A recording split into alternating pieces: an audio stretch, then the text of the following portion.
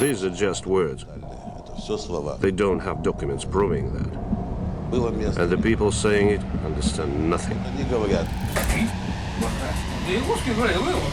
When we say mafia, we tend to think of ancient characters like Vito Corleone. But mafias, or criminal organizations, exist around the world, and they're getting more powerful and more ruthless every year. So here are some of the most dangerous mafia bosses in power today. Los Chapitos. Over the past decades, the Sinaloa Cartel has grown to become one of the most notorious drug organizations in the world. In the drug trade, there is hardly any cartel that has the presence, the exploits, or the bank that the Sinaloa Cartel has. And of course, everyone's heard of El Chapo. In 1989, the cartel he was working for, Guadalajara, crumbled after a huge DEA operation. So he seized the opportunity and started his own cartel, the Sinaloa Cartel, bearing the name of his former plaza, or territory. Within a few years, he was the most wanted man in Mexico. He would bribe thousands of officials and kill whoever refused to accept the bribe or work for him. In 3 decades, El Chapo was arrested and convicted 3 times, but the first 2 times he escaped, using his power and money to control even Mexico's highest security prisons. But in 2016, he finally realized he wasn't untouchable. Mexican drug king Joaquin El Chapo Guzman, convicted on all counts. ABC News obtaining this video, El Chapo, and the moment he learned where authorities were taking him, that was the moment he was actually brought here to the U.S. to face justice. In January 2016, he was captured in Mexico for a 3rd and final time. A year later, he was extradited to the United States and sentenced to life in prison at the ADX Florence, the country's highest security federal prison. El Chapo won't be able to conduct any business from prison, and it's very unlikely he'll ever walk out. Many people were expecting this to be the end of the infamous Sinaloa Cartel, but that couldn't be further away from the truth. In fact, the Sinaloa Cartel's profits and power have grown since El Chapo's arrest. How is this possible? They are known as Los Chapitos, the 4 most trusted sons of the world's most notorious drug kingpin. As the I-Team has reported for several years, federal drug investigators here in Chicago consider El Chapo's sons in charge of the Sinaloa Cartel. That's right. El Chapo is believed to have up to 24 children, and his 4 eldest sons took charge of the Sinaloa Cartel after his arrest. Another faction of the cartel is led by the elusive El Mayo, El Chapo's former friend and work buddy from the Guadalajara cartel. But it's El Chapo's sons who built the state-of-the-art labs, expanded smuggling routes, and found new ways to bring narcotics into the U.S. Today, Sinaloa controls 60% of drug revenue globally, and Fortune magazine says the cartel's revenue sits at $3 billion annually. According to El Chapo, El Mayo himself is worth billions. Or perhaps he just says that so the DEA hunts him down and scratches off El Chapo's $12 billion debt. However, while El Mayo keeps to himself, Los Chapitos caused uproar with their brutality. They now say this drug lord, nicknamed the Mouse, has ordered the murders of informants, a rival drug trafficker, and a popular Mexican singer who refused to perform at his wedding. This was Ovidio Guzman, who was arrested in January 2023 for a long list of crimes, including murder, racketeering, and every drug offense you can imagine. During his trial, it was revealed how he and his 3 brothers liked to punish their enemies. Once information was obtained by these captives, typically through torture, these individuals were killed, either by or at the direction of the Chapitos themselves, and the bodies disposed of throughout the area. While many of these victims were shot, others were fed, dead or alive, to tigers. Los Chapitos were groomed to perfection by their monstrous father. They took pleasure in feeding people to exotic pets. They personally tortured rival cartel members, their enemies' families, and whoever they thought was getting in their way to absolute power. When Ovidio was arrested, his sicarios rained hell on the officers, creating a complete massacre. The Mexican president has defended the military operation that captured a drug cartel leader, Ovidio Guzman, the son of jailed drug trafficker El Chapo. Violence erupted in Culiacan, a stronghold of the cartel.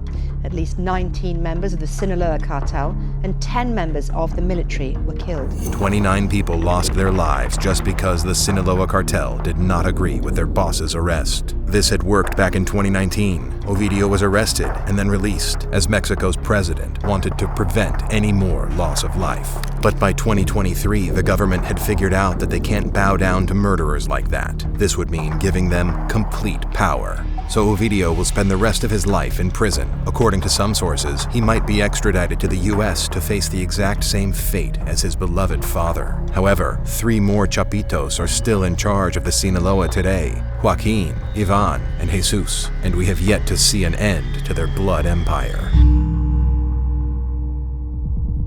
Dawood Ibrahim. Have you ever heard of D Company? If your answer is no, then Dawood Ibrahim, the founder of the Indian terrorist unit, would be pleased, because the billionaire criminal is wanted since 1993 for a sickening list of charges, and yet no one has been able to nab him or bring down his multi-billion-dollar organization. According to some sources, Dawood was once 3rd on the FBI's most wanted list and has been blamed for several terrorist attacks, as well as actively supporting ISIS. But it doesn't even end there. Dawood's company, or D Company, which he started in the 1970s, ships in ungodly amounts of heroin and opium. And today, this criminal organization makes at least $6.7 billion yearly. But forget about the money for a minute. Ever since he masterminded the 1993 Mumbai bomb blast, the Interpol, CIA, and FBI have tried and failed to locate him. He is also wanted for organized crime, drug trafficking, extortion, targeted killing, murder, and terrorism. In the late 1990s, Dawood traveled to Afghanistan under the Taliban's protection. He is also reported to have ties with Osama bin Laden. The Taliban, who Dawood supports fiercely, has consistently aimed to destabilize India through riots, terrorism, civil disobedience, and pumping fake Indian currency notes into the country. India Today reported that Dawood also provided the logistics for the horrific 2008 Mumbai attacks. His crime syndicate spreads across Asia, Europe, and Africa, with over 40% of its earnings coming from India. If you compare this to Los Chapitos for a second, Dawood is much scarier. Los Chapitos flaunt their cash and luxury cars on social media. They're almost clown-like compared to a billionaire terrorist who all the secret services in the States fail to capture. Semion Mogilevich. If you haven't heard of Semion Mogilevich, this only makes him scarier, because today, he is known as the world's most powerful gangster. He's been accused of everything from buying an entire airline just for trafficking heroin to selling nuclear weapons. Yet somehow, Semion Yudkovich Mogilevich lives free. Semion Mogilevich was born on June 30th, 1946, in Kyiv, Ukraine, which at the time was part of the Soviet Union. Sometime in the 1990s, Mogilevich became the leader of Russia's Red Mafia, or Bravta, a notorious, terrifying organization charged with pretty much every crime on Earth. Here are some of Semion's charges: racketeering, money laundering, mail fraud, fraud by wire, arms trafficking, drug trafficking, human trafficking, smuggling, prostitution, and murder. Yeah, some of them. He never cared for another human being. He was born to a Jewish family, yet he began his life of crime by scamming fellow Jewish people, most of them looking to emigrate outside the Soviet Union. Semion made deals to purchase their assets, sell them for a fair market value, and forward the proceeds. Instead, he simply sold the assets and pocketed the proceeds. In the 1990s, he even started dabbling in nuclear weapons trading. He once tried to broker a deal to dump American toxic waste in the Chernobyl region. He was thus named an existential threat to Israel and Europe. Needless to say, Semion didn't get to the top of the Red Mafia with just his economics degree. He was known for extreme brutality. His enforcer army was made of Afghanistan war veterans. They mutilated enemies and associates so brutally that other Russian crime groups quietly disappeared. Simply no one wanted to mess with him. People are much more afraid of the Russian mafia than they are of even the Colombians, the American mafia, or the Sicilians and Italian mafia. He is affiliated with the most powerful criminal organization operating in Russia today. In 1993, Semion and the Solstevskaya crime family acquired a jewelry business in Moscow and Hungary, which became a front for jewelry, antiques, and art acquisitions they had stolen from Russian churches and museums. In 1994, Semion bought a license to buy and sell weapons and ended up buying most of Hungary's arms industry. Mortar, anti-aircraft gun factories, artillery shell, and fire equipment manufacturers were now his. Then he bought a bankrupt airline from a former Central Asian Soviet republic for millions of dollars in cash to traffic out of the Golden Triangle. He controlled everything that came and went into Moscow's international airport. So how is he still not in prison? By the mid-1990s, the FBI began to track Semion after he participated in a $150 million scheme to defraud thousands of investors in a Canadian company, YBM Magnex, which was based just outside of Philadelphia and supposedly made magnets. But Semion was a master money launderer. He mastered a skill that was deeply coveted by the most formidable gangsters on the planet. He took dirty money and made it clean. Semion has another crazy tactic. He gives the Hungarian police and German Federal Intelligence Service information about rival gangs. This way, he looks cooperative and protects himself from being investigated by other European countries. Meanwhile, Semion stays very close to all Russian mafias and the Italian Camorra. When he isn't making friends with the police, he secures horrifying deals and maintains his prized chamber in his lavish Prague headquarters. In 2008, Semion was finally arrested on tax evasion charges, but a year later he was released on bail. To this day, he remains on the FBI's 10 most wanted list, but he is linked with so many top political figures, from Donald Trump to Vladimir Putin, that it's unlikely he will ever be arrested. Every time he is confronted about his crimes, he blatantly denies involvement. These are just words. They don't have documents proving that. And the people saying it understand nothing. This is a stark reminder of the powers of the criminal underworld, a dangerous network we only catch glimpses of. Who knows what is really happening behind closed doors? The Gambino family. This list would be incomplete without the Gambino family. After all, they inspired the many Mafia movies and the whole trope of the Italian Mafia in New York. Talk about patronizing somebody. I mean, the people would come in, they would fall all over themselves to kiss his ring. It would be like visiting the Pope. This is Carlo Gambino. He might look like a jolly, elderly man, but for half a century, he led the most powerful, dangerous, and bloodthirsty organized crime family in the United States. The Gambinos did it all: racketeering, gambling, loan sharking, extortion, money laundering, prostitution, fraud, hijacking, and fencing. But somehow, they remained hidden from the public eye. Illegal business was thriving while the police were helpless. This guy was calling the shots, and those shots ended in murder. How he himself avoided being murdered is an astonishing mystery. Carlo Gambino was born in 1902 in Sicily. By then, the Sicilian Mafia was already so powerful the police did not interfere with their schemes. Carlo was born into a Mafia family, and his biggest idols were his father and older male relatives. He saw the power, money, and status that you get with brutal violence, and he wanted the same lifestyle. But soon, Carlo's family wasn't role model enough. He started craving Don Vito Cascioferro's power. Don Vito was the head of the Sicilian Mafia at the time. He was ruthless, power-hungry, and of course, he was smart. Don Vito was the first to offer local businesses Mafia protection for a fee. Of course, this was unfair. Why would they need protection in the first place? But compared to the previous families who would rob stores and destroy anything that didn't belong to them, this was a great arrangement, even for the locals. Sure enough, Don Vito got filthy rich. And in the late 1910s, when Carlo Gambino was still a teenager, he dropped out of school and became an enforcer for Don Vito. He was the one who killed those who didn't pay the fees and made it look like an accident. And he went undetected for years. He was a 5'7" guy with thin arms and non-menacing looks. When he was 19, Carlo was officially inducted into the Honored Society. However, the 1920s saw the rise of fascism in Italy, and Benito Mussolini wanted to destroy the Mafia. This is why the US East Coast saw a flood of Italian mobsters that decade, and this is how the Italian-American Mafia was born. In December 1921, Carlo was smuggled to Norfolk, Virginia on a freighter packed with wine, anchovies, and olives. He was the only passenger on the ship. Carlo got a small apartment in Brooklyn thanks to his cousins, who were already in New York. From there, he began to understand the New York Mafia, which was predominantly Italian. There was a big catch now. Carlo arrived in the US the same year as the National Prohibition Act came into place, with legal producers being banned from manufacturing alcohol and bars being banned from selling it. Organized crime was now solely responsible for both. The Mafia made fortunes off of prohibition. Al Capone alone made $100 million each year from bootlegging. So Carlos's first job was rum running for his cousins, the Castellanos. The Castellano family had a small trucking business. The truck, naturally, like so many other small trucking business, was used to transport booze. So he became, in effect, a rum runner.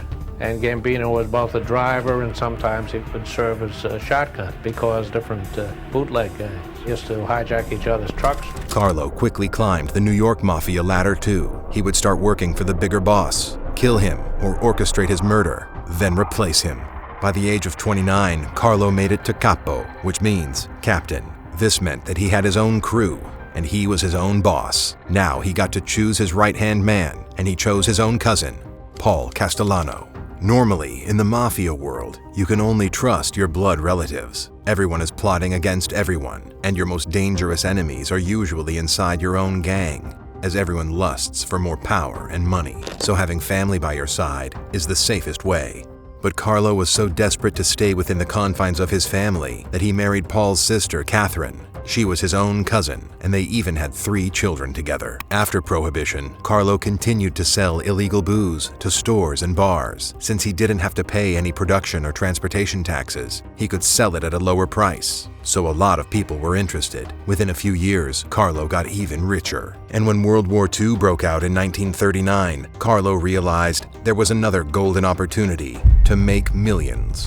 In 1941, when the US joined the war, the government started issuing ration stamps for food and other goods. Carlo's mafia began stealing and hoarding the stamps. Then he started a black market for them. People could get extra rations through the mafia. Carlo continued to gain control of every business imaginable as long as he made money off of it. And after Vincent Mangiano, the Brooklyn mob boss, vanished, Carlo seized the opportunity. He became underboss to Albert Anastasia, the big boss. But remember how Carlo killed and surpassed most of his bosses. On October 25, 1957, Anastasia went for his usual shave, but he never left the barbers. Aged 55, Carlo Gambino was finally the New York mob boss. His blood empire had just begun. He changed the name of the mafia to the Gambino family. Within decades, they controlled gambling, construction, bet rigging, loan sharking, and securities fraud on Wall Street. They even hijacked planes at JFK Airport and sold their shipments to local businesses.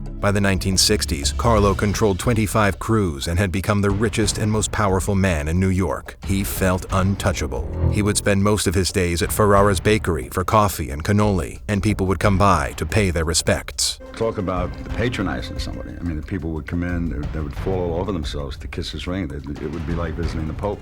At this point, the police were seriously invested in arresting him and deporting him back to Sicily. Carlo kept a notoriously low profile. He was finally arrested in 1969 for armed robbery. But every time his flight to Italy was close, he would rush to the hospital for alleged heart issues. These were lies meant to keep him away from deportation. However, Carlo got a taste of his own medicine when he died of a heart attack while watching a New York Yankees game in 1976. Carlo did not get his wish. The Gambino family mafia did not pass down within the Gambino family. It went to John Gotti, then a series of others, until Domenico Cefalu took over. He was made a full member by John Gotti in 1990, after he'd been smuggling for the Gambino family for 10 years. Much like Carlo, Domenico climbed the mafia ranks by replacing bosses and becoming underboss to the New York boss in the early 2000s. In 2011, he became the official boss of the Gambino family. According to some sources, it's actually Lorenzo Menino who rules the mafia today. However, this is unconfirmed, and most search engines name Domenico as the current ruler still. A 2021 report confirmed the Gambino family mafia is still one of the most powerful crime organizations in the world, raking in millions of dollars each year. While their influence or power over the police has greatly declined over the past few decades, the Italian-American mafia is still feared, and the Gambino family had a huge part to play in this, raking in millions of dollars each year. Koike. We don't hear about the Yakuza as much as the Mexican cartels or the criminal gangs in the United States, but they are just as dangerous, if not worse. The Yakuza are 22 different designated organized crime groups that make their money in Japan from gambling, extortion, drug dealing, and any other crime that you can think of. The Yakuza is an organized crime syndicate in Japan, dating all the way back to the 17th century. The police call them violent groups, but they call themselves chivalrous organizations. This just goes to show how much they revere their gangster lifestyle and legacy. But there is little honor in kicking someone in the stomach or killing for money. This is Koike, an old-school Yakuza boss known for his violent outbursts. Imagine being known for violence amidst an already violent group. The Mafia and Yakuza share a lot in common. On one hand, the Yakuza actively involve themselves in dispute resolutions that often leave them richer, and they are also known for their heavy involvement and control in the gambling sector and drug trafficking in Japan.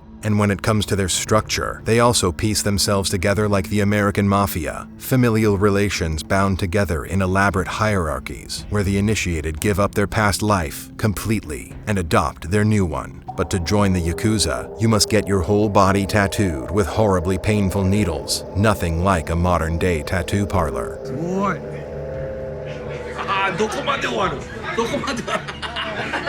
Also, you have to chop off your own pinky finger as a way to promise your chivalry and loyalty to the group. But Koike doesn't pride himself on chivalry. In fact, he brags about how much he drinks and how he likes to torture people.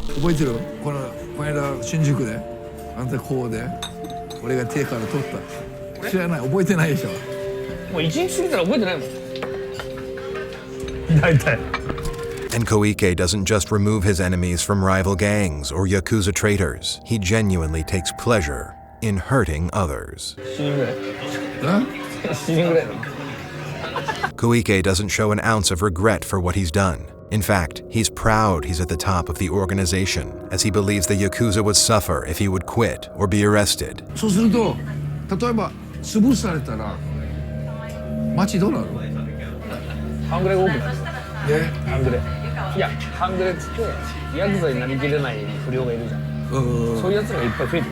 Today, the Yakuza are worth a shocking $6.6 billion.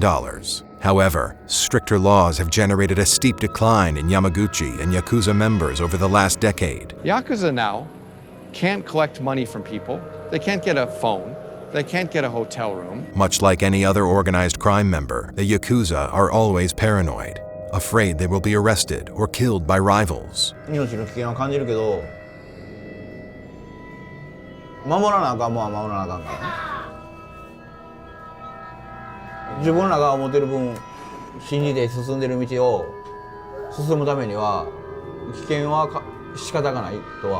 It's disturbing to think so many people would lose their lives for their boss or their gang. They see themselves as part of an honorable group with a great legacy, when all they're doing is spreading fear and suffering and making their bosses rich. But this is how mafias stay in power, and with so much money on the table, there will always be a ruthless boss to rule them. Hey, thanks for watching. What are your thoughts on today's video? What other brutal gangsters do you know? Let me know in a comment. And before you leave, don't forget to like and subscribe. See you next time.